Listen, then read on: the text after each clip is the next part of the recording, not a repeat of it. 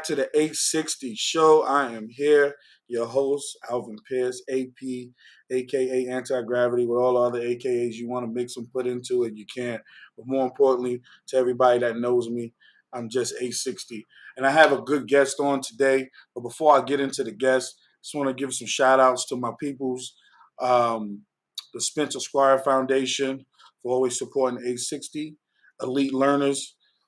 Shout out to you guys. I'll be there next week. And maybe I can do a couple of interviews at the office like I always do, like you always let me, you know. And definitely shout out to my Mo Better Leadership Academy. I'll be hooking up with you guys once I get in town. And then, of course, got a new person. Welcome to the Sponsorship Foundation. I want to shout out my boy Michael Moore and his new CMOS brand called Miss Mike's Incredibly Satisfying CMOS. Shout out to my brother. Oh, we do got that apparel on deck. Just so you know, see, this is the hat that I already got. I will be rocking that when I get in town next week. Yeah, the apparel's on deck, like I said. My brother done hooked me up, done sent me some shorts. Hold up, we ain't done yet. And we got the shirt. It's only fitting. And I don't do buckets. I do fitteds, but I'm gonna wear a bucket this weekend. So I'm gonna get it popping. So without further ado, we're gonna bring a brother to the stage that's been doing this for a long time. Not also is he known in the community as one of the best basketball players out there in the community, and I'll say it. I don't care if anybody else would say it, but my brother has been doing it for a long time. Whether people want to admit it or not, he's been doing it for a while. Not only has he been doing it on the basketball court, but he's been doing it off the court, giving back to the community. Now, he is, if I'm not mistakenly, the head coach of the Cape Town Tigers. He's done a lot of major things in the community. He was out there with that first Nike Freestyle commercial. He was doing the Street Guards movement. Yeah, I was a part of the first dunk contest. I lost. That's the only one I've ever lost. I still think it was rigged because that was his homeboy that he did bring in there. We're going to talk about that during this interview. I'm going to interview my boy, man, family, friend, Flatbush native, Brooklyn, my boy Raphael Edwards, man. Welcome to the show, my brother. Hey, anti-gravity.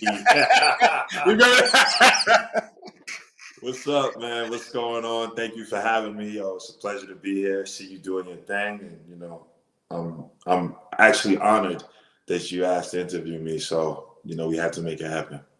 Oh man, we definitely had to make it happen because, like I said, it's about flowers at the end of the day, and I want to give you your flowers because you deserve them. You're doing a lot of major things in the community, but that you was doing this for a long time. You know what I'm saying? And we'll get into that, but you deserve your flowers. And it started on the basketball court. That's where we actually met, on the basketball court. Small forward, power forward, shooting guard, wherever you want to put it in. You was you was doing your thing, and look, they see you all strong, muscled out now. They don't realize you was like that at 13, 14, 15 years old. You know what I'm saying? Yeah. So this is nothing new, my brother. But as I told you in the pre-show, a lot of people don't really know where you're from, man. They think you from Bed-Stuy, Crown Heights, Brownsville. Let them know where you're from, bro. I'm from Flatbush, man. I'm from Brooklyn, first and foremost, but I'm from Flatbush, right on Linden Boulevard and Flatbush Ave, actually. So Man, lot of battles over there in Flatbush, man. What tournaments you played in over there? Just to talk about that. word. Dunker's Delight, obviously. Mm-hmm. Caton Park. I did some tournaments in Foster Park. Mm-hmm. We did High Energy. Remember High Energy? Oh, yes, high energy. High Remember energy. High Energy? Midnight Madness. Youth service? Remember? Yeah, Midnight Madness. We did that. So yeah, we had some good tournaments, man. So, you know how we grew up in our neighborhood and we claim a park. Which park you can claim that's your park? When you walk in there, that's your park. I would say Wingate. Wingate? Yeah, I mean, I spent time in Caton Park also, but Wingate That's where I met my mentor at. That's where, I still Yeah, go to Wingate now when I'm back home. me too. I'm Yeah. there working out in the park. I'm there, doing my thing. So I would say Wingate. hmm Now, I know you're from Flatbush. Now, most of the time, people always assume that you live out there. You probably went to Erasmus. So, is that true? E Hall? Where did you Well, go? nah, I was at Bishop Loughlin first. hmm And then my senior year, I got into some trouble. And then for the last 6 months of my senior year, I went to Erasmus Hall. You went to Erasmus. Okay, okay. And you played basketball throughout that whole entire time, right? Yep. Yep. When did you start playing basketball? The summer right before my freshman year at Grady. Oh, so you I was at met Grady. Wow. Yeah, I met a brother, God bless, June, hmm and he had a team that I played for by the name of Young Life. Yeah. Oh, God. Yeah. Telling your age That's now, boy. that's where God. I started, right? That's where I started with them. So you Mhm. already know my Young Life guards. Mm. Stephon Marbury, Skip, Courtney, Charles Jones. Those, those were my guards. That's what I had to start with. No, no wonder you was bringing the ball up because they wasn't passing the rock with that. Right. And Charles, so Them me and dudes ain't Charles passing always no laugh. rocks over there. And Charles started calling me Magic Ralphie because because I was like, man, these dudes. I was like, yo, listen, I got to learn. So yeah, it was a good time. That's crazy, man. Um, let's talk about the street ball aspect of it, because we all have grassroots teams: Midnight Express, Nike One, Diamond, uh, Defenders. Well, I know you was a part of, if I'm not mistaken, I want to say Nike One, right? Nah, not really. If I did like a couple guest appearance stuff there, I played with a team called Hungry Man Films hmm for a while when we were doing West 4th Street and Nike Pro City. uh And then I rolled out with X-Men. So I've been with Excellent. X-Men. Oh, so you was an X-Men guy, because we're gonna talk about that list somebody put up there too. Somebody put that list out there, that top 10. Yeah, man, I saw it. Look, he's look. You know what's interesting? And I say this and I'll let you continue. All these lists that we see in our New York City chat and all these lists people putting up and this person was nice, but nah, he was this, he was that. All of these dudes played with me on the team at some point in time, and their job was to either set a pick for me or give me the ball. So when I see the list, I'm like, the only person that ever played on me with any one of those lists, and I'm talking about all of them, that ever led the team in scoring, and I didn't, was Junie with USBL Brooklyn Kings. And the first time Junie picked up and went someplace else, guess who led in scoring? So it was me and him, and that's the only person that's ever played on the team with me in any one of those lists that you've ever seen that I never not led the team in scoring. So I'll let you go ahead. No, listen, no, we can stay on that topic because when I saw the list, I'll be honest with you, I said, yo, you forgetting some people that's over there. And the one person I said was you. And they was like, no, no, no, we can't put him in there. I said, how the hell you can't? Like, I don't understand. Oh well, you know what? That X-Men list, Chuck is going by high school all through pro, Uh-huh. whereas I started playing with him as a pro, but still, I mean, Chuck, Chuck how Chuck is, but Oh you yeah, I know know, what I know, I know. you know what time it is. I helped me and my brother Mike help take the X-Men organization to another level. So Yo, that is a fact. You and Mike Campbell definitely did that. You know what I'm saying?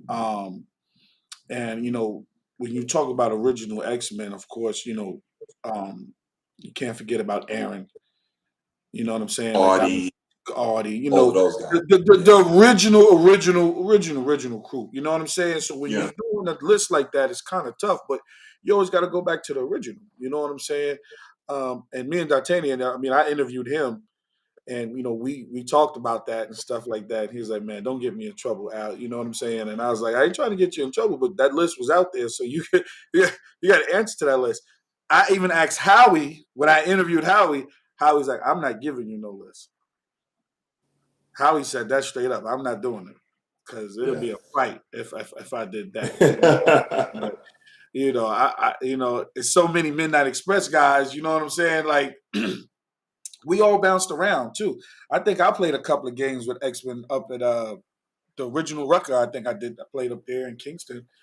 So but that was about it. But how do you feel about? Do you feel like you get slighted sometimes, man, being not mentioned when they talk about these guys? Yeah, I mean, I do. It's always nice to be mentioned with your peers, but also I get it. I was never in that circle of ball players. You know what I mean? I've always marched to my own drum. Mhm. I was always that different dude that was doing something different, that was thinking something different. So I get it. I know why it is. And then, also me growing up how I was a little confrontational too. So, a lot of dudes, how I used to get down. So it was just a little. Yeah, it was a fight that was gonna happen eventually. You know what I'm saying? Word. So, But it wasn't I even get a fight. It was just you didn't back down. You know what I'm saying? Like you was gonna do it. your thing. So Yeah. So if you look at any of the people, like I said, that they're like, oh, this dude was nice or this dude was nice. Just look to see if they ever played with me and who was the one that was, leading the charge. now you said you had a mentor. Is that the reason why you got into basketball, or No, I nobody? got into basketball. My older brother really helped me out with that, and Mhm. my older brother Gil. Everybody know, like he was always with me every tournament, everything. I met my mentor like the summer after my first year of junior college. So I was 18 years old, and he was in that park. And some would say he was a shooting coach, but he did know the mathematics and the ins and outs of basketball. But he was, Mr. Teddy Van. He Oh, was just a great man. Yeah, rest in peace. rest in peace to Mr. Van, man. Giving it up to the community, private lessons for people. Yeah, You know what I mean? but Definitely. he helped me a lot to realize who I was and my potential, which that was the scary part. Because first, once you realize who you are, it's like, oh wow. But then now, when he blows the roof off the house and says, hey, this is what you can be, or this is what you were created to be, Mhm. then it's like, and he did that for me, and he showed me how to actually walk the path of getting there too. He didn't just tell me where the store was at. He showed me the route and was like, listen, this is how. So forever indebted. Definitely. Shout out, rest in peace, Mr. Van.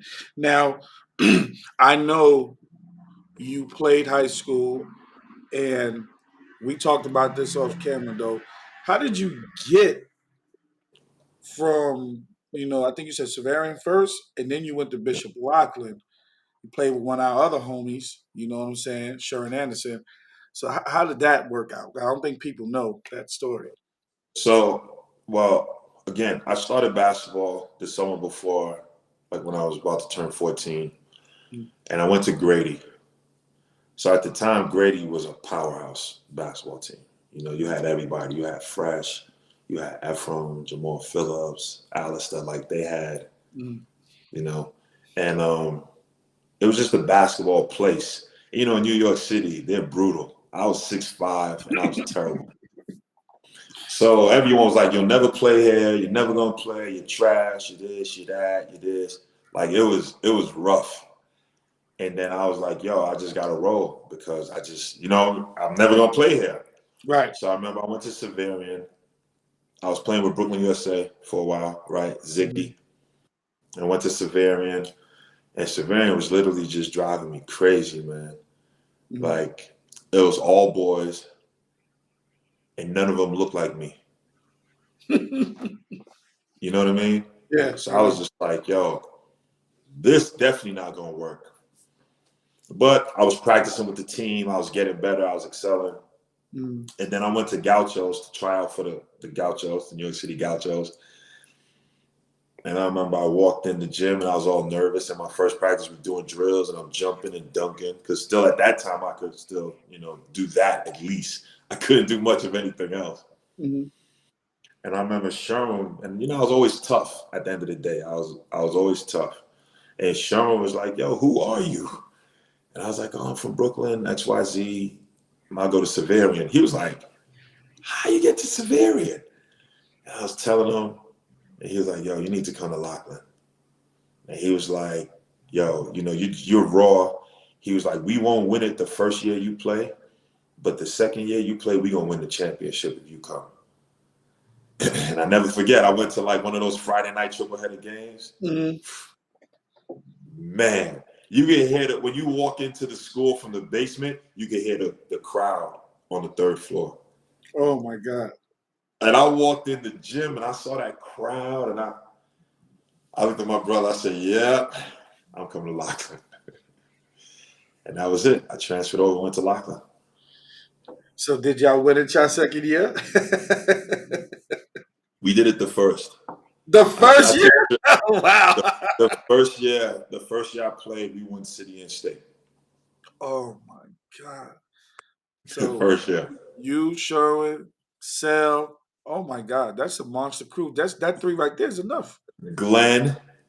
G Young? G Young. Wow. Danny Manning. You remember Big Danny? Mm-hmm. God bless Noon. Remember Noon? No. He was the first person that I actually saw that used to shoot the ball from crossing half court. Like literally he was shooting like that in 90 and 91. Like he was letting it fly. So we had a crew. We had Little Arrow. We had a crew that most people Gavin? really only knew. Gavin? Who's Gavin? You remember Gavin? Say Gavin? Yeah. Lil Gav. Lil Yeah, Gav okay. was with us too. Foxy Brown brother. Okay. So we had a crew where most people was like, all right, they have Sharon and Sheldon and Ra. But we had all those other guys from Brooklyn that could just ball and didn't care about any names and nothing.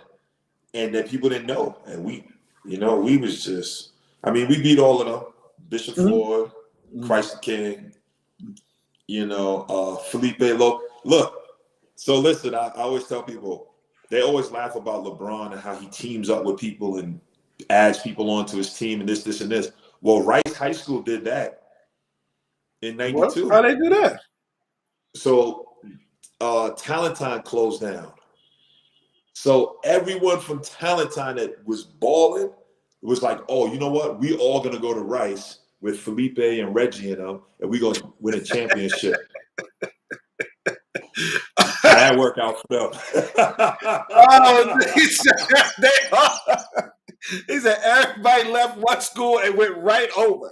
Yo, jeez. And that was the thing. Like, we heard the rumbling in Brooklyn. Like, yo, we all going to go here. We leave. We go to Rice, and we going to win the chip. They don't write about that list, though. No, they ain't gonna write about that. They're gonna write about that. They're gonna tell you the other side, the B side. They're gonna give you the A side.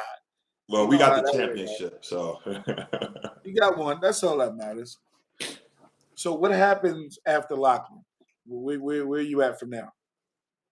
So after Lockland, and this is also coming with people that know the route and knowing what to do. Because if I had someone that's been down this road before, I think I would have went to prep school first. But Brooklyn was just getting hot. And my friends was just wilding for a while. And I was like, I just got to get out of the city. I said, I can't stay here no more. I got to go to college. But now I get to Kilgore Junior College, right, in Texas, Mm-hmm. and I'm a 17-year-old freshman. Excuse me, out in Kilgore. And, hindsight is always 20/20. But looking back at it, I would have did the 1 year, especially since I started playing basketball so late. Mm-hmm. I'd have did the 1 year prep school. Now that brings me to 18. That's still the correct age to be a freshman. Some people we know was freshmen in college at 20. You know what I mean? Right. 20 years old. So I think if I'm coming now into a situation where I'm 18 or just turning 19, it's complete. It's another world, Right. But I went to Kilgore Junior College, and oh, by the way, we won the state and the region championship that first year too. Mm. And Was not to cut you off, was Trevor Diggs over there with you? no, Trevor's younger than me. Trevor's younger. So Okay. I was like, actually, and that Texas conference is the stiffest conference It's in tough. junior college basketball. That's San Jack, that's Trinity Valley, that's Navarro. You know what I mean? It's a lot That's of Texas schools, boy. It was tough, boy. Word. Especially the junior colleges was tough. Tough. So we won it all that first year. And then I was the second generation of Brooklyn guys to go to Kilgore. Because remember Green?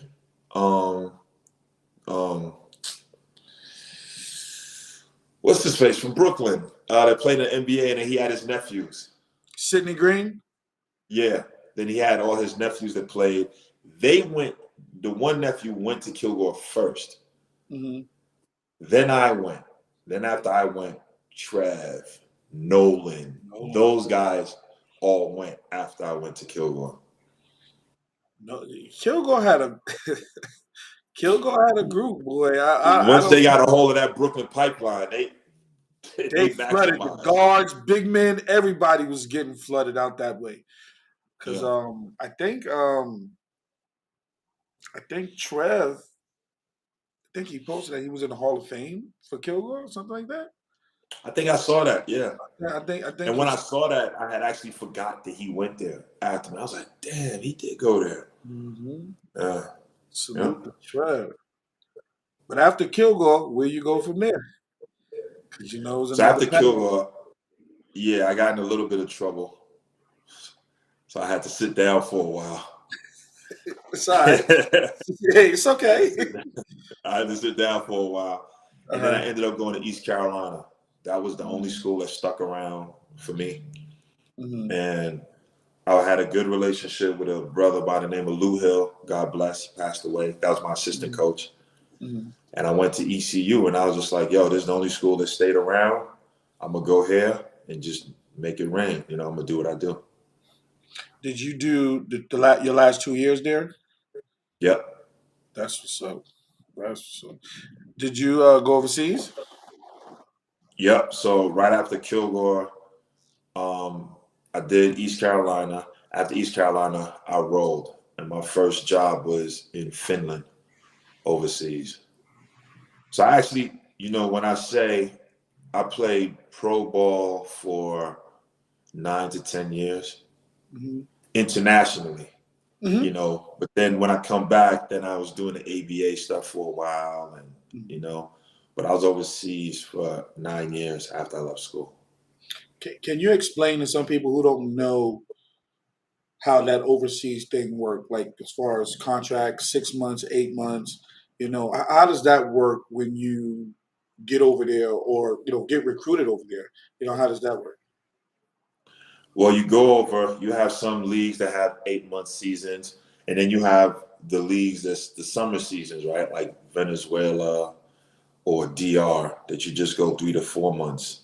Mm-hmm. So you get over there, they usually set you up with your apartment, a car, or something like that. And it's work, man. And it's tough because it's like you have 2 bad games in a row, 90% of the time you out. Like in Europe, South America, Asia, they ship in the imports in and out. There's no time to play around with you. And if you have a good game and you guys lose, you still on the watch. They're like, yo, you better, we got you here for a reason, you know? And then, especially when I got overseas, the gap between European and American players was already closing at the time. You know what I mean? So now you have the European guy that's on your team that think he's, yo, I'm better than this guy. So I'm just, you know what I mean? Right. No, I got you. I got you. You think we're cocky being from New York. You don't want to play on a team with a European dude that can actually play. They are, woo, man, some of my teammates actually be like, yo, dude. You know, but yeah, it's real over there. And it's cutthroat over there. So, you know, yeah. Is that a fact? Because I heard this a long time ago that the Americans had the average, 25 and better for the two Americans that came over there. And if you didn't Listen, average that, they would send you back home. send you home. I told the guys now, you guys are the import. I said, listen, before the game, you could put 20-7 in the book for me. That's where I'm starting at. And then we see what goes from there if I have a good night. But you put the 20-7 in the book. You had to. Yeah, you had to. You had to. They was playing no games when you was overseas. Now, unless you was on like a super high-powered team that was in the Euro League, and you fit the bill, then you could run into a 18 or 17 point and 8 rebound person. But other than that, no, you had to. And don't get me wrong, those are great numbers. Right? No, definitely. You had to go over 20. How did the the pay work? Like you getting recruited over there. You know what I'm saying? Like you're going out of college. I don't know if you did any pro camps. How do you work your pay scale? You know? So my year that I left, that when I left East Carolina was the lockout year. So a gift and a curse, but I was lucky enough because we had all of those private invited runs at Basketball City. So I was there with the Ray Allens, the Allen Houstons, the Magic Johnsons. God bless Malik Sealy, so every day I'm in the mix with all of these guys, and then more people got to see me. And then actually Malik Sealy actually helped me get like my first big payday overseas. His agent. And his agent didn't even really work internationally, but he did the favor for Malik because Malik was like, yo, this is my little bro, man. Yo, he could go. And he got me in Argentina. Damn, that's dope. That is dope, bro. Yeah. Phew, that's good with that pay scale and getting that opportunity over there, Yeah. staying consistent for 9, 10 years. Some people can't make it with that pressure on them to average that 20, 25. And again, you're not just a post player, you're a post shooting guard, as I say. You know what I'm saying? Yeah. So it worked out better for you to take some of those slower people off the dribble. You know what I'm saying? Oh, yeah, definitely. You know what I'm saying? So you can do multiple things. And I know in Europe, a lot of them dudes could not keep up with you. So it just blow right by them, So that's crazy. Now, people don't realize, so now basketball is over, right? Let's just say it's over. I don't know when it ended for you, but I know you started something called Street Guards. Why did you do that? And how did you start that? So Street Gods was something, again, like I said, my mind, I'm always, I'm just that different dude. So I'm always just thinking about this or that. And so I was in the Nike Freestyle basketball commercial, right? That blew my mind. I'm not a person that's a fan of a lot of things. I can honestly say every person that was in that commercial shoot with me that day, I was a fan of. Because I've never seen anything like that. So even when I'm telling the people, so the Are you talking about brainchild of the that, very, very first one, the one with Speedy and yeah, uh, I think Future was in that Tricks, one. Trick. everybody, yeah, Well, A Tricks is in the Train. second one. Well, no, was Tricks is in the first one too, right? No, what they did was they did that first one, and then the second one is the one that blew up. Yeah, Like, the yeah, big one with A Train, Chris, and yeah, yeah. yes. So that's the Okay, one I'm in. okay, okay. So the brainchild of that is another mentor of mine, my man Jimmy Smith. So at the time he was working at Wine and Kennedy, and I remember he met me because we were going to do a play for Nike, and that's how I met him. So I was going to be on a Broadway play for Nike. So LL Cool J was the lead, and his opposite lead was Alicia Keys. So, so that's how it started. Right. So that's how it started. And I was there and I'm chopping it up with Jimmy. And Jimmy's like, yes, everybody telling me you the real deal, like basketball and this and this. And I was like, yeah, you know. So then we started talking about the Nike freestyle. And I said, yo, I saw that when I was overseas. That commercial is sick. He was like, yeah, I did it. Do you want to be in the next one? And I was like, but I don't do all of that stuff. Like, that's not basketball. I don't know how to do that. Right. He said, yo, Rod, you good. You want to do it? I was like, man, hell yeah. Right. So then, long story short, like we do the commercial. I mean, complete fan. Shout out to Future. Shout out to my little bro, Louis the Trick Silver, who's still my little bro today. That's right. A Train, Yeah. Chris handles like that's the fam. Still. Savion Glover, who did all the dance choreography. Paul Hunter, who shot it.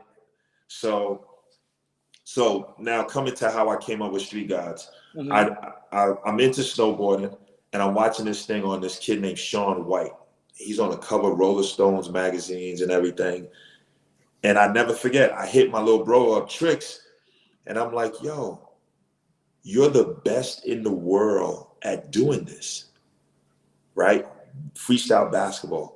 You're supposed to be on the cover of Rolling Stones. Like, he's all tatted up. I'm like, yo, you're like a rock star. You're supposed to be on the cover of Rolling Stones.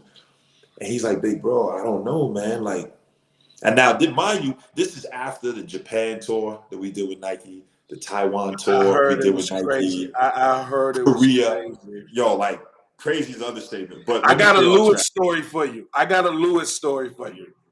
right. So let's stay on track. So I'm like, yo, this needs to be you. So he's like, yo, big bro, help me. And then I'll never forget, I saw a movie called Lords of Dogtown. And Heath Ledger was in it. And it described the starting of skateboarding and how they did it out in LA.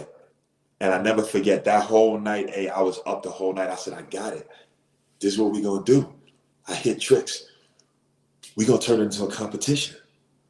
I said, that's why you're not popping, because it's just a halftime show. It's just, you're not a clown, but right, you come out like entertainment. I said, we're going to turn it into a competition.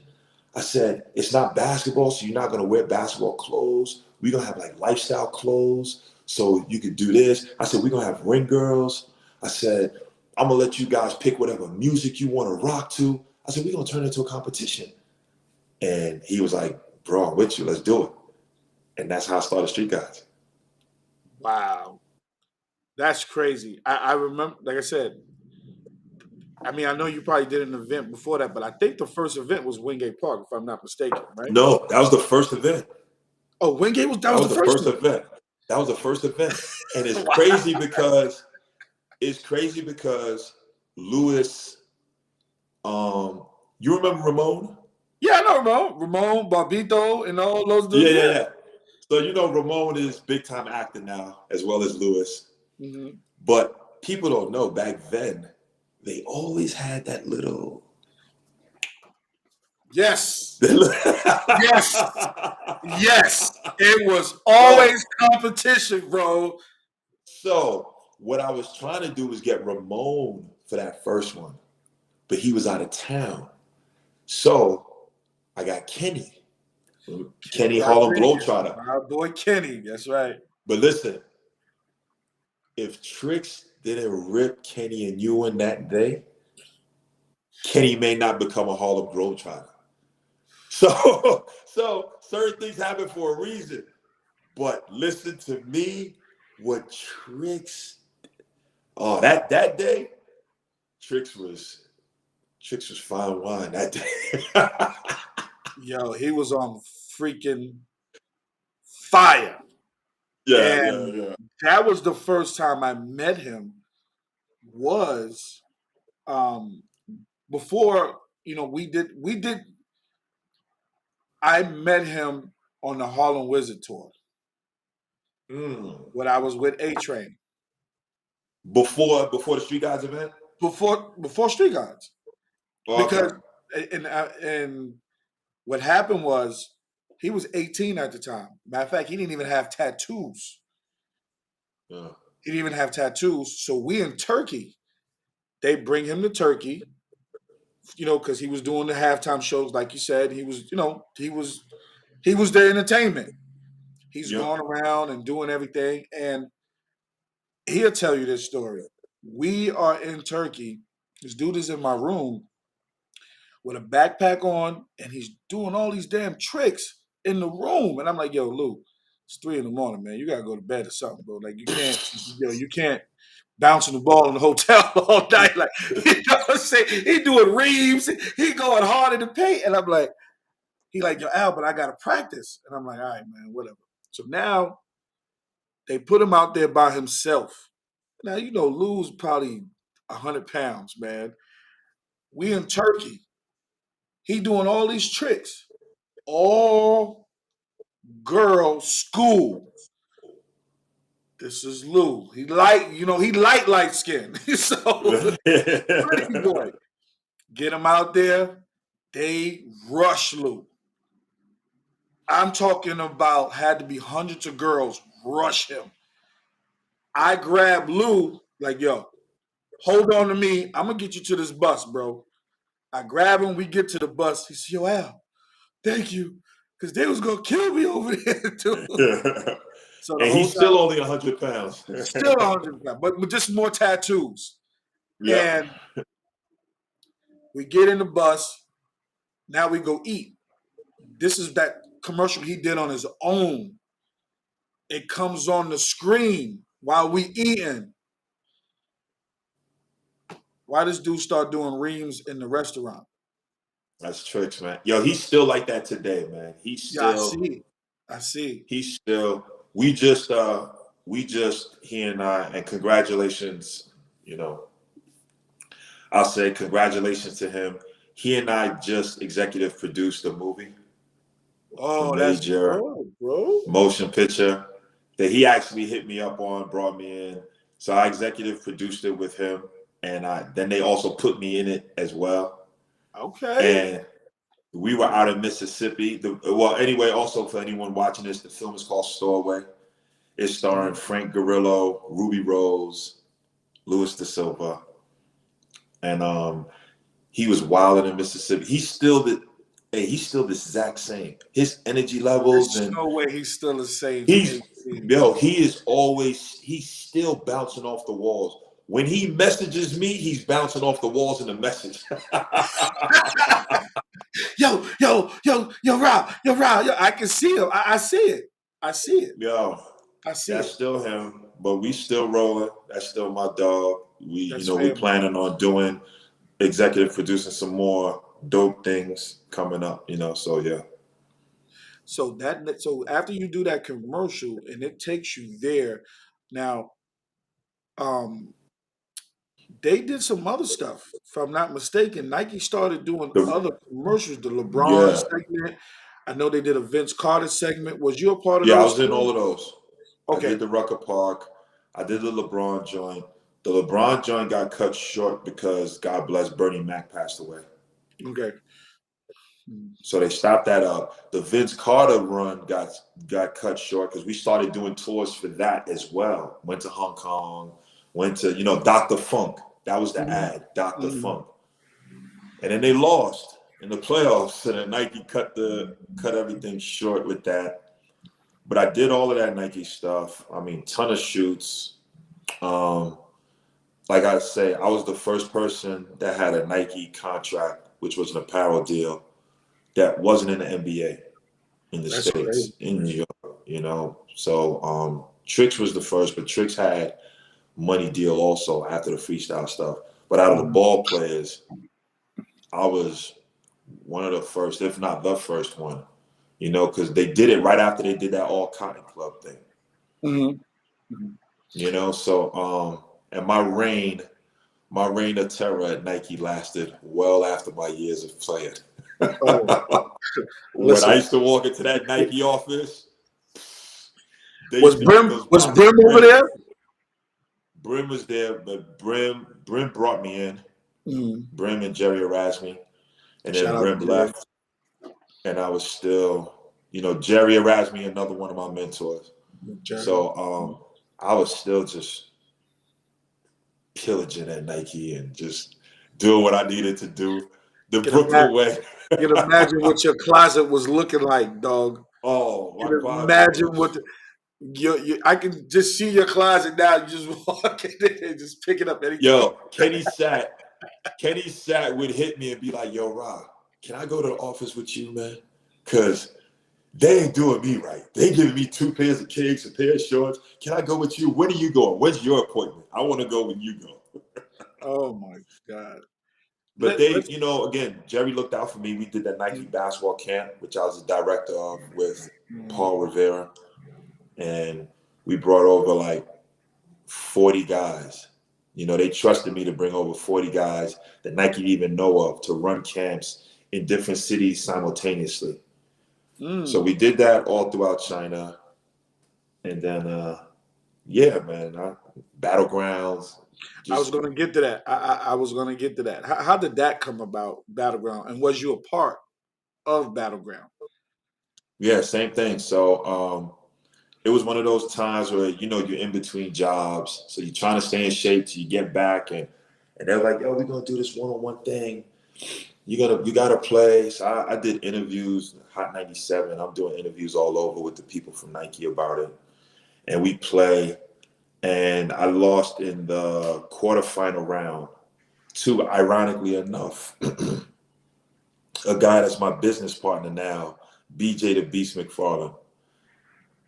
So BJ, what up? So I lost in the battleground that year, and then Mike Mike was just on fire, and Mike ended up winning it that year.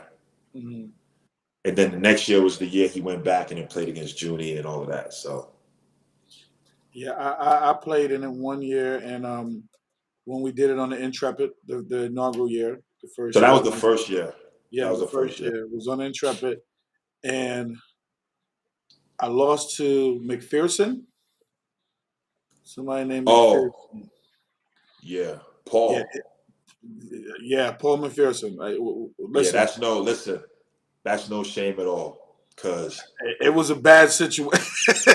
Look, yo, you know how you draw. You know the names. You don't know who you playing. You don't know who you playing, listen, especially and him because he's not from the city. So if you don't know, you don't know. But that's definitely not a good first draw for anyone though. Not listen. just for you, for anyone. I'm just telling you. I mean, I did the best I can do. I'm not gonna lie to you. Listen, I you heard did what I the said. best I For can do. anyone. For anyone. For And anyone. then when I walked out of the Anyone. cage, when I walked out, everybody go, "Hey, you can't even be mad. Like, look who you went against, dude. You a midget versus this dude. Like, it's not even fair." Um, but yeah, it was bad, man. And then the first one was dope. Like I said, being on that Intrepid, that environment. I can tell you right now, Brooklyn controlled all that. We controlled all Oh that. yeah. We As we controlled always all do.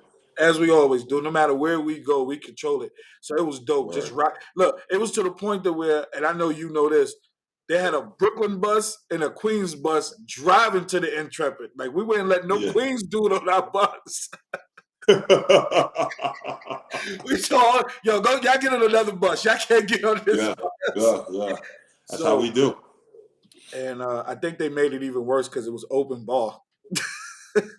It was. So It people was were out of really, control. especially after the loss, people then Oh started, and then even man, before, yeah, Ty was just going ham back there before the game, drinking, and yeah, it was crazy. that is crazy. Um, like I was telling you in the intro, I know when we did the street guards going back, I did lose in the dunk contest to JFK because he brought his car out, and I think it was a Lexus, and I really thought I had him until he jumped over that damn Lexus. But he got you, but then he went and ended up doing the finals with Skywalker, and Skywalker jumped over his car and beat him. Yeah, and And I was like, my God, these dudes are bringing cars out here. I'm not jumping over no car.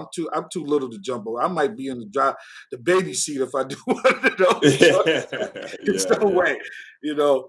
But shout out to you for even reaching out to me to be a part of that first event, my brother. So salute to you for even asking me to be a part of that event, man. I really appreciate that, man.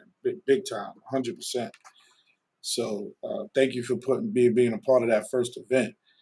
Um, After that, you're doing street guards. You got movies on deck. Let's talk about this thing that you're doing now. Cape Town Tigers. How did that come about?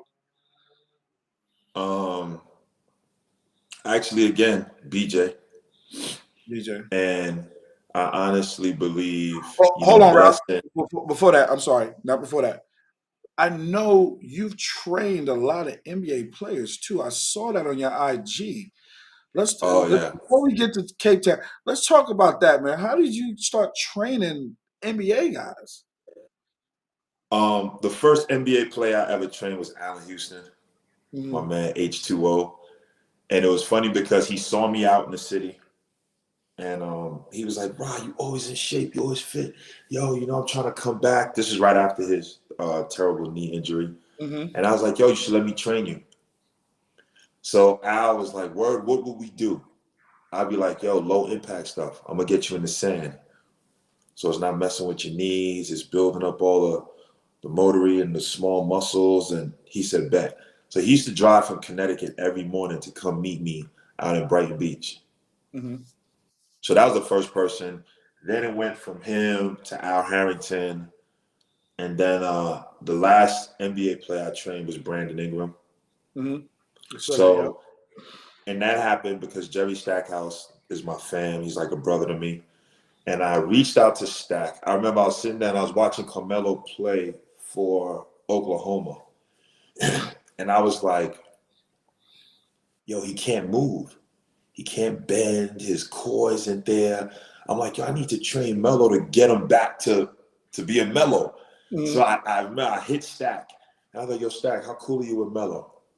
I was like, yo, hook me up, man. I want to train him.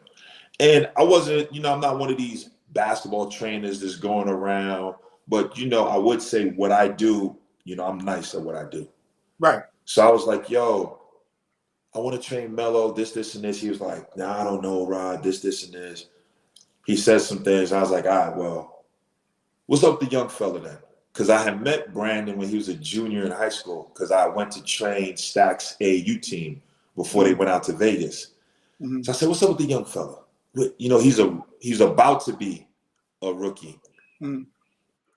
And he was like, maybe we could do something with that. So, he had the agent, he had his trainers. So I met up again with Brandon again, probably a week before he got drafted. We was doing some stuff.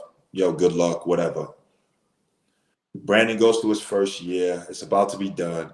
And Stack hits me. And he's like, Rob, man, we need you. This kid he need to be like us. You need to make him like us. You wanna? I said, yo, I got him.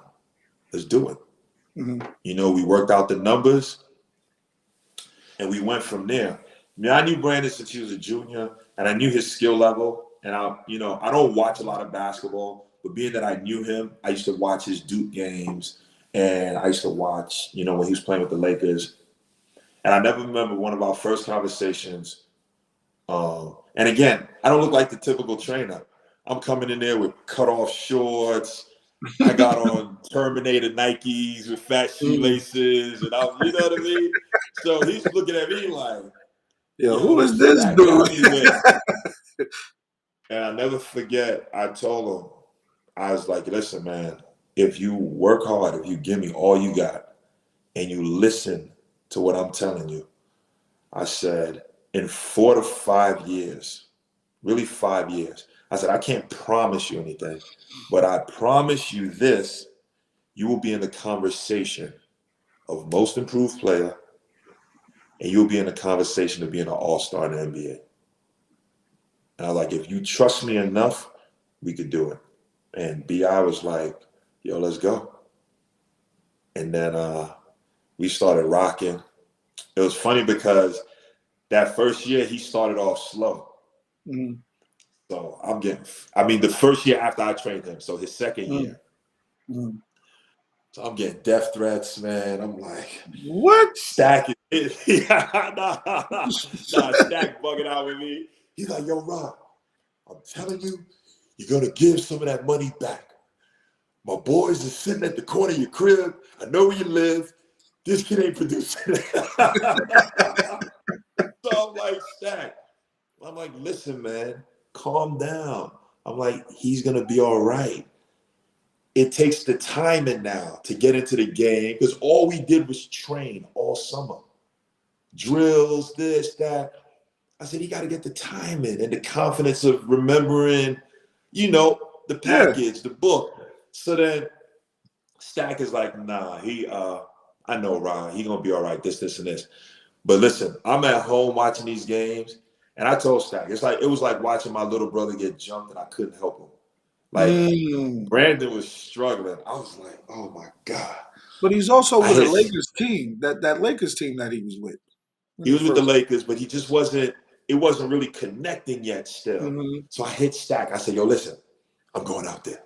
I said, I'm looking at the schedule. They're in LA for these 10 days. That's what I'm going to do during the season. Whenever they're in the home market for 10 days or more, I'm going to go. We're going to work on this. We're going to work on games. I'm going to have game footage. Yo, this is how they're going to guard you. I'm going to go. And sure enough, Stack was like, I bet, put it together. Went out there. Then the kid just started. 15 points, 17, this. And then now we connecting the dots with the training in season now and doing everything. Yo, he doubled all his stats that second year. Points, rebounds, shooting percentage, everything. He doubled everything. Right? So now it's coming into the summer of his third year. So now I'm like, oh, it's on and popping. Yo, this unheard of. No one doubles their stats like this in a year. I'm like, yo, they're going to give me a raise. They're going to give me a bonus, this, and this. And Stack hits me up and was like, oh, we want to do a couple sessions with you. We want to do a couple sessions with the guy, Micah, the dude out in Detroit. He's an Instagram trainer. But anyway, he's really popular on social media. And this, and this. And again, Stack is fam. Right. So I rolled with it for a little bit to see how it was. And then Stack was like, yeah, but then we got some people in Atlanta that want to work with him and this, and this. And I told Stack straight up, I said, listen, and we're messaging. And now Stack is like me, and he's a Scorpio, and he's extremely confrontational, just like me. Oh, so I told Stack, I said, listen, man, it's one voice, one goal, one direction. I'm not training him with nobody else but me.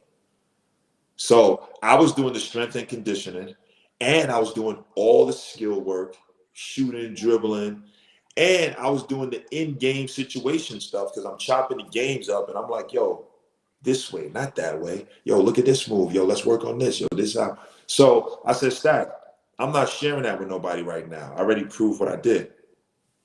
Stack hit me back. F out of here, then, nigga. Good luck finding somebody that's gonna give you. I wrote him back 2 words: Godspeed. So now B.I. go into his third year, and now listen, Al, I already know it's going to be rough because now LeBron is there. Mm-hmm. So now you have to know how to play with a LeBron James. Mm-hmm. Where you going to get your points from? Where you going to this? Where you going to eat from? And you got to have two different games when he's on the court and when he's off the court. Mm-hmm.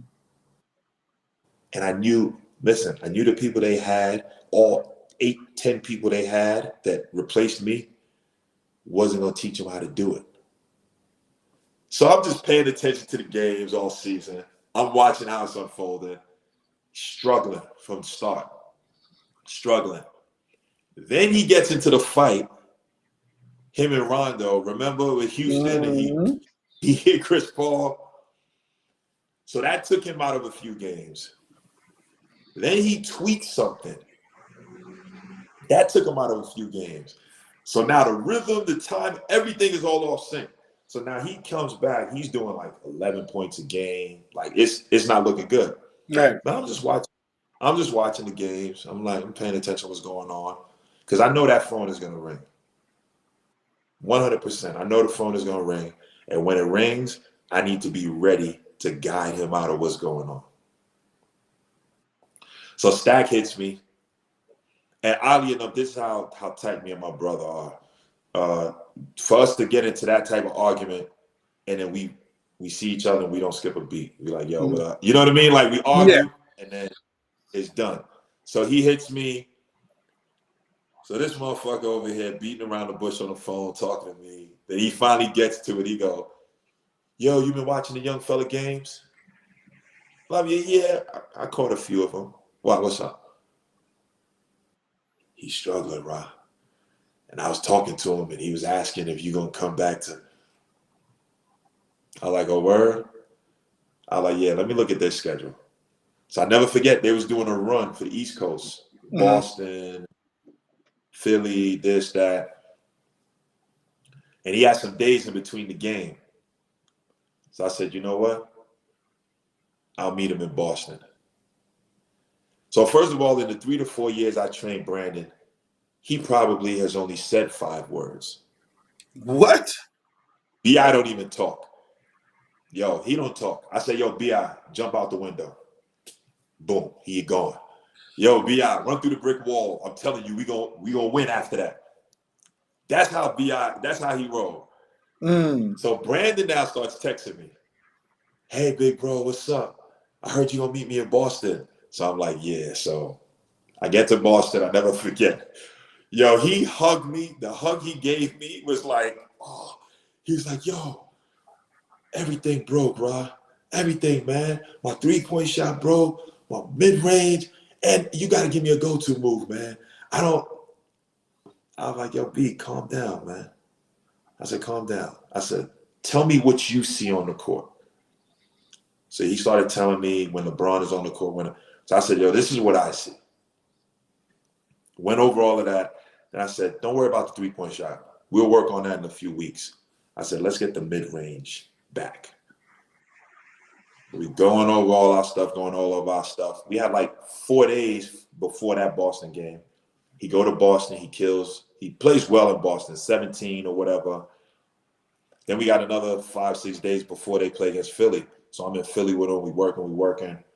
He had like 18 or 19 in Philly, which was a good game. Now we're getting back on track. The next game, boom, 22. Next game, boom, 30. And then we just started rolling. And then I was lucky enough to trade him until he did win the most improved player and all-star accolades. And he did it in 4 years, not 5, which I thought it was going to happen. So that's dope, bro. Yeah. Did you ever get a chance to go out of the NO? Because I know he's out there in New Orleans now doing his thing. Yeah. I trained him all through that. So he won those awards when he was playing with New Orleans. Okay. Yeah, he did. Yes, he did. I think he got better when he was by himself. Like he was able to operate. No, but listen, and a lot of people think that he started turning into this in LA. Because what stopped him was he caught the blood clots. He started raping people already. He he was averaging in that span of time from when I got back to him from when he stopped from the blood clots, he was averaging like 23 points.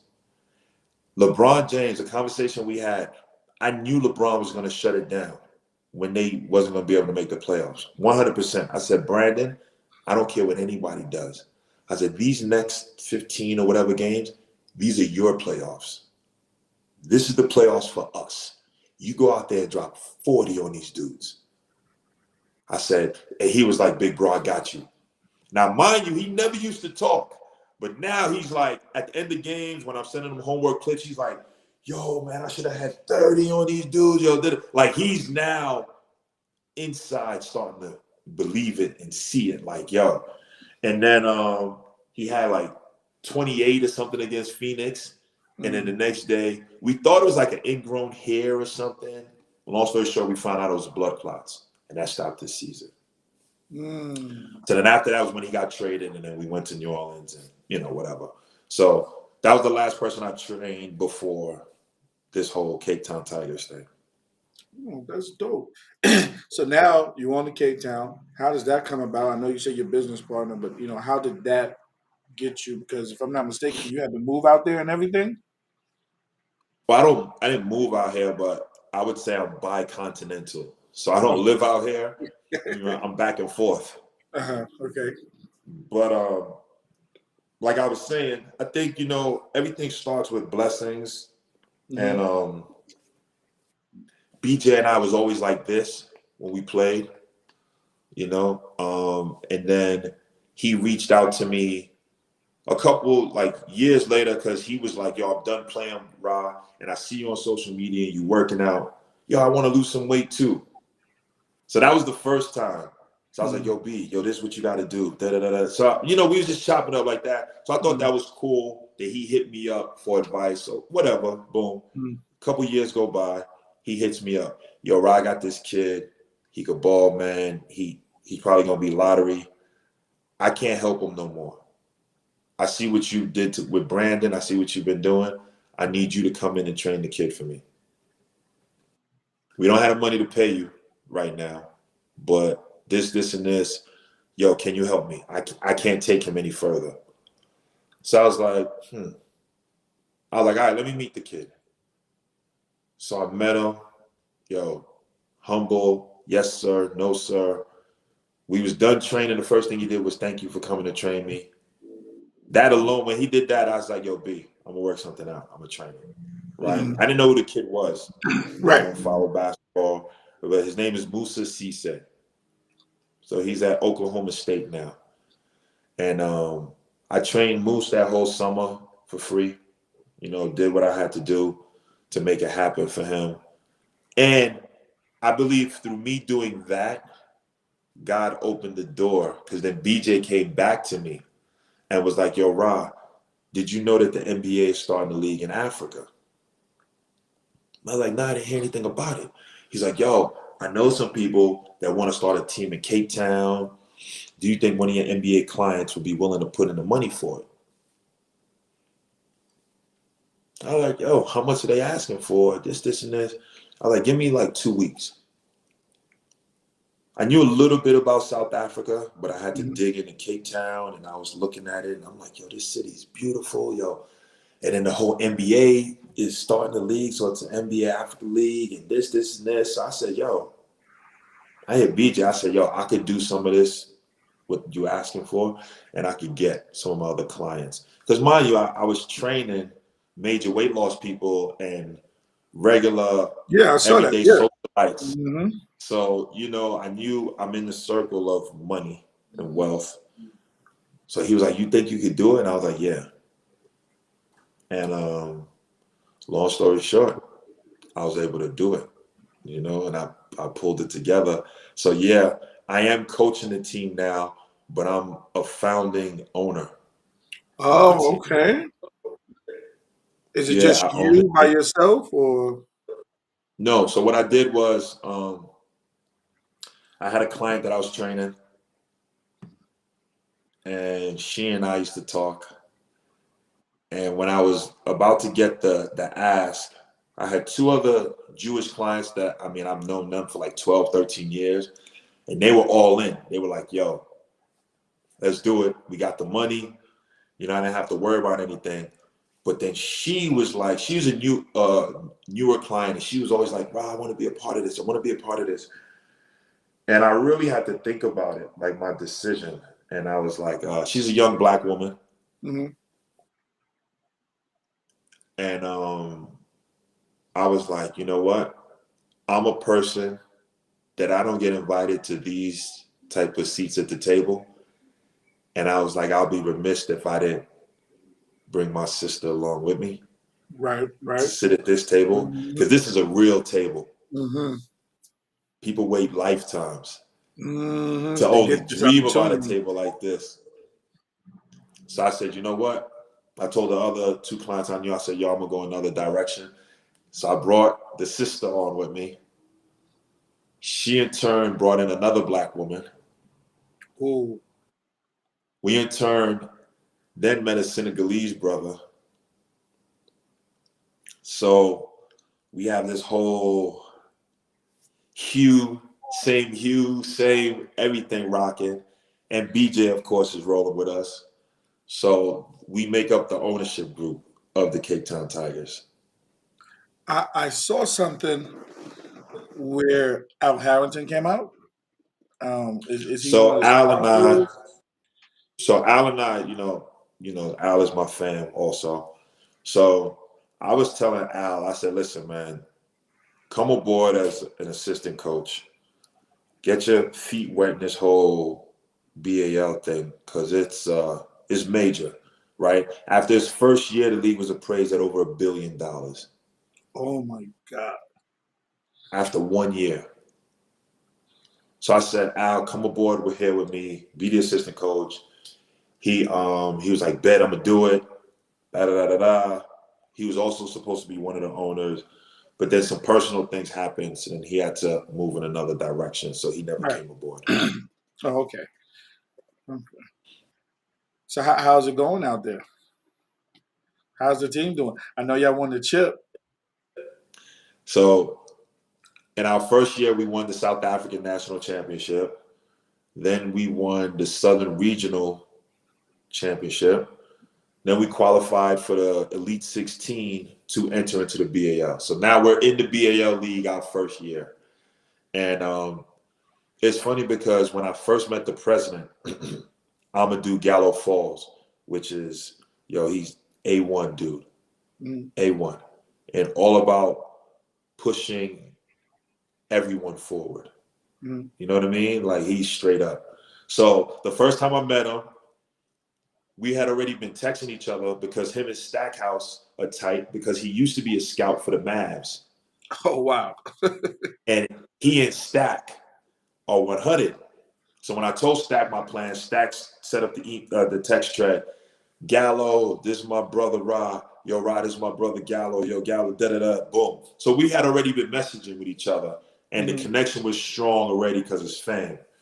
So when I met him, I said, listen, we're going to have a team in Cape Town, and we're going to win at least 4 championships out of 6 years, and I would bring the team from South Africa. This is the first day I'm meeting him, and he's looking at me like, he's probably like another loudmouth American. You know what I mean? Right. Just making noise. Another fast-talking New Yorker. So I'm like, we're going to have the best team. We're going to be the face of the league. We're going to set the tone for how the league should be. Yo, no lie, the first day, I'm telling him all of this. And by God's grace, it's all come to fruition. We are the hottest team on the continent of Africa. We are the face of the BAL League. And we're the only team that was created purposefully to be in the BAL. All the other teams that play in the BAL, these teams have been around 50 years, 100 years. From soccer clubs and then turning into basketball teams, but they're FIBA teams, right? Because FIBA is also in partnership with the league. We're the only team that's created to be in the BAL, and we're the face of it, and we're the hottest team in the league. Will you guys be able to qualify for FIBA to play? Your team will be able to play in the FIBA championships or no? Well, not Euro leagues, but for Africa stuff, we meet the qualifications. You have to meet FIBA qualifications in order to compete in the BAL. Okay. So we've done that, and we played our first season in the BAL. And I mean, again, it was our first year. So we took our bumps and bruises, a lot of learning curves, and we lost in the quarterfinals to the team that won the championship. But Mad at that. that quarterfinal game, we honestly played the worst game of the year that game. You know, South Africa's never had something this big. So even just bringing the national players up to a certain level so they could believe they could do this, and the skill level and the mountains that was set in front of us. And it was fun because we did a great job. And I was talking to one of my buddies, and I said, no team that's in the BAL could have done what we've done in 1 year. That's none of them. So how are y'all doing right now? I mean, are y'all in season now, or what are y'all doing now? Yeah, so we just won the second national championship in 2 years, and we're actually waiting for the Southern African regional tournament to play. But the team is looking great. You know, I've been a part of championship teams, and we are a championship team this year, on and off the court. Like, you know, you could feel it. Like we have a crew. We have a crew. We have a crew. So, yeah. Any call ups to the NBA or any opportunities? Yeah, so this is to speak on the marketing that we're doing here and the popularity. We have a young gentleman who has an Central African passport, and he plays with us. He's 27 years old. He's never gotten a serious NBA look. Playing with us the first year in BAL, he played with the Milwaukee Bucks this summer in Vegas Summer League. That's good. Yeah. They didn't end up taking him, so we took him back. But you already know, to be 27, never had a look, and for one season with a team, make it to the 27 too. Yeah. Yeah. That should let you know, Yeah. you know, what we doing down over here. That's so. Somebody asked, "Are these games televised?" Yeah, all the games was on NBA TV and ESPN. Okay. And real time games, not like 3 a.m. or Yeah. games coming on at like 5 p.m. You gotta wake up in the middle of the night while you go to the bath. Oh, it's a game on. Yeah, like if you Google Cape Town Tigers BAL, all of our games from NBA TV pop up. That's what's up. I saw you took the team out to Gersh and Duncan's Delight. How did you put that plan in place?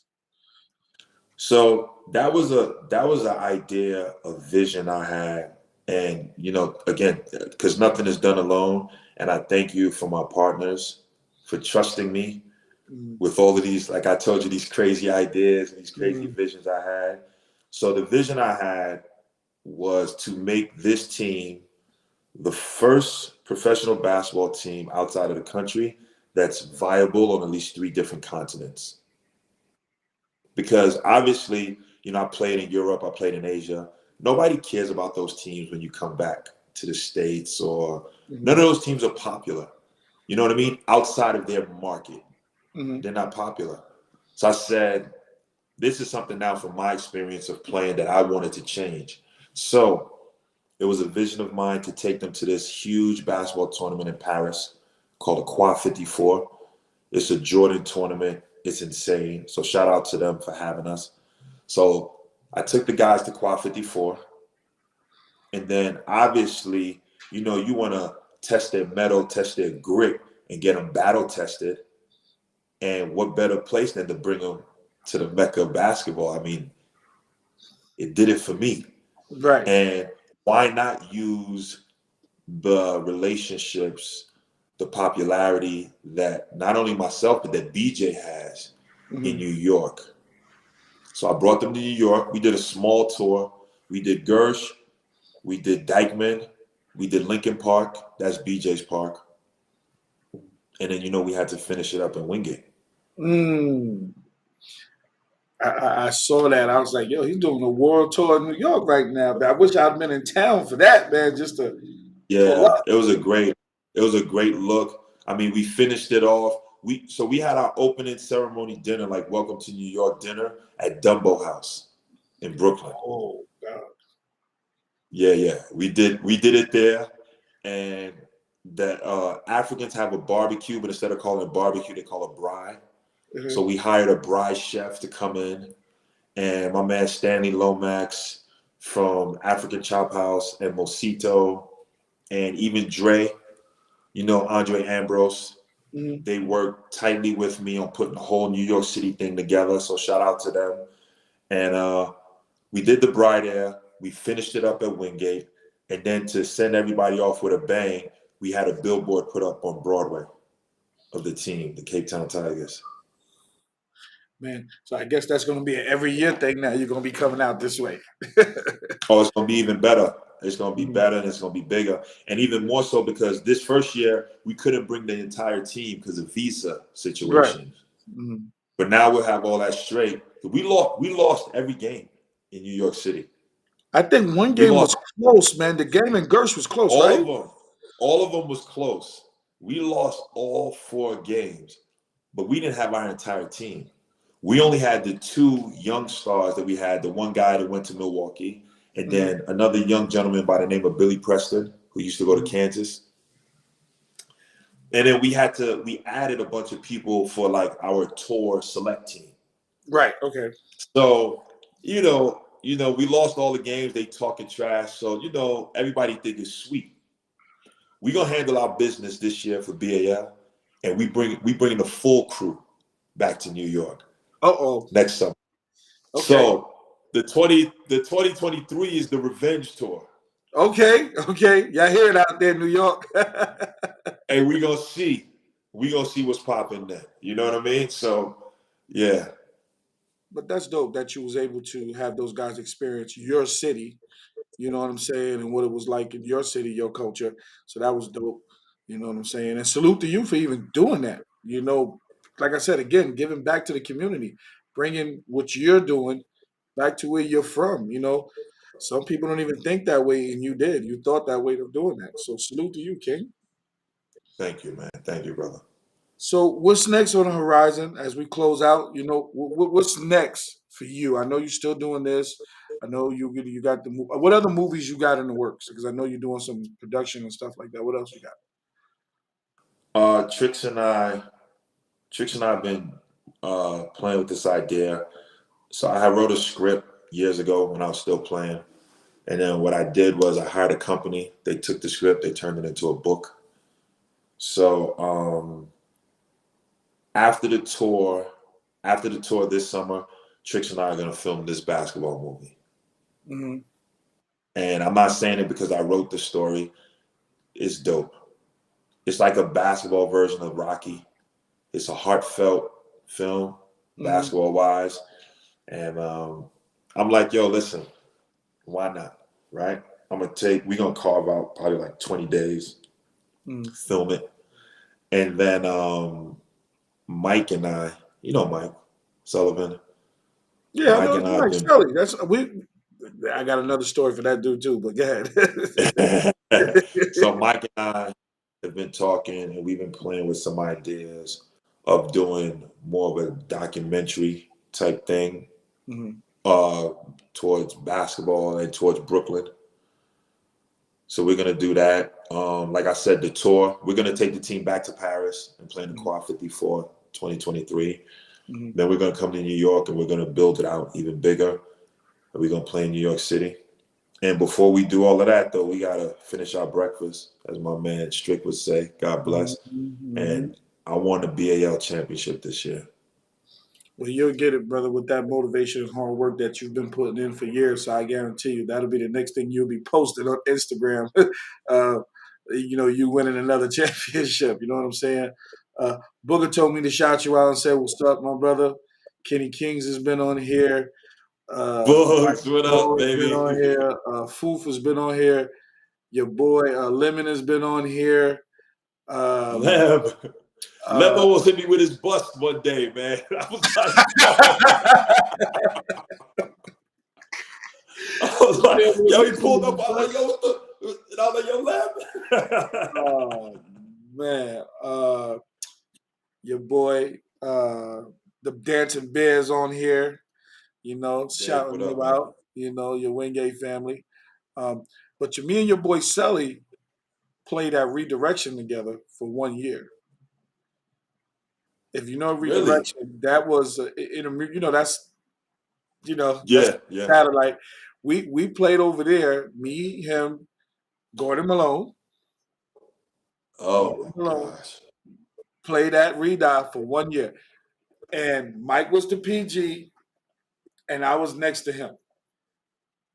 Me and Mike played in the backcourt together. That's my bro. Me and Mike used to hang out in Park Slope all the time when I was at Redive. He used to always get me Wow. out there. That's family. Mike was with Young Life with me too. That's where I know Mike from. That's how Honestly, long. he said something. He said something in here about that too. He said something about that in here. Red Hook and playing at the Mickey O Center. Yo, when people talk about relationships and how long we know people, a long time. Basketball is so universal. It is. We have relationships with each other from kids and growing up. These are actual relationships. These ain't part-time friendships. You know what I'm saying? Word. We actually hung out, talked. Yo, what up, family? And it was never no beef, never nothing personal. Just basketball love. And now we get older. Yo, what up, fam? We still say what's up to each other. So that's how universal this basketball thing is. You know what I'm saying? And it's a blessing to still be around to say that. You know what I'm saying? Because we lost a lot of soldiers, as you know. So it's crazy that we can still do that. Yeah, Gordon Malone used to do something very stupid before every game, and me and Mike used to always get mad at him.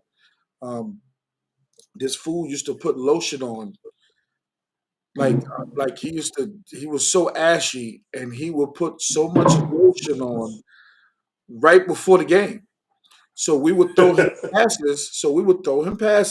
And it would slip through his hands. So we were like, "Yo, dude, go wash your hands, bro. Like you cannot play with all this lotion on." He said, "But I'm ashy. But I'm ashy." He would say, "Yo, I'm ashy." I said, "Yo, we're not throwing you another pass until you go and wash. Wash it off." Booby's hilarious, man. But Rod, every game we had to tell him this after he dropped the first 3 balls. Yeah, man. You know how Boom gets to get in the post and he do that power move. The ball The will go hard. He'll do that power move. The ball go all the way up in the air. Nothing you can do about it after that. So Yeah. that was something, man. Anything you want to touch on before we close out, man? I know I've held you. You gave me everything I needed. You talked to the people. Anything else you want to close out on, brother? I'll close out on just appreciation, man, for everything. Appreciate you for having me tonight. Appreciate the city that helped shape and mold me.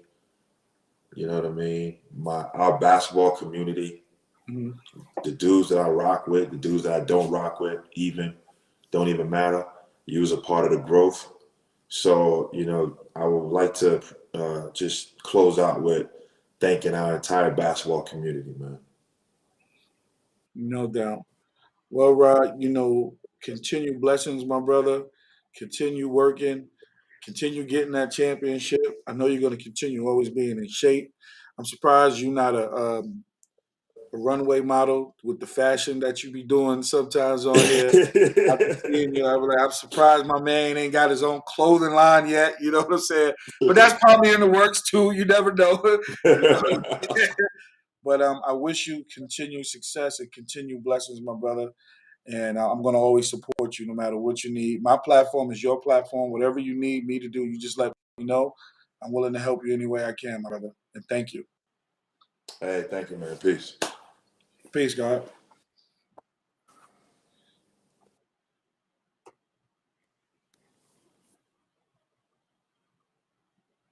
everybody, thank my guests for coming on. My boy Raphael Edwards. I really appreciate that. Like we talked about, that basketball community is universal. It's just a lot of love. On here I'm looking at it, man. You know, Bugs, Kenny Kings. The Bear. We got so many people in our basketball community. Shout out to my Leffers Park, Wingate Park, Caton Park family. You know, we got a lot of people in our community, man. Super Dave, what up, baby? And we want to always continue to talk about it, and I'm going to always support it. I just don't want people to forget that Brooklyn, we got a lot of hidden gems. Raphael was definitely one of those hidden gems in Brooklyn. If you don't know, now you know. And look what he has done throughout his whole retired basketball career to what he's doing right now. Shout out to my boy Lemon for always letting me do my 860 party at his spot. You know, Good looking. So I just want to say salute to all my basketball community, 100%. Um, I'll be in New York next week. So, I definitely be supporting that Mike's Incredible Satisfying Sea Moss. If y'all don't know. You better get up on that apparel. I can actually say I'm the first. See, I got the bucket. Let me just show you how it looks. You know, you know, that's just the bucket. You know what I mean? And got the shirt. Those who don't know, my man doing his thing. Uh,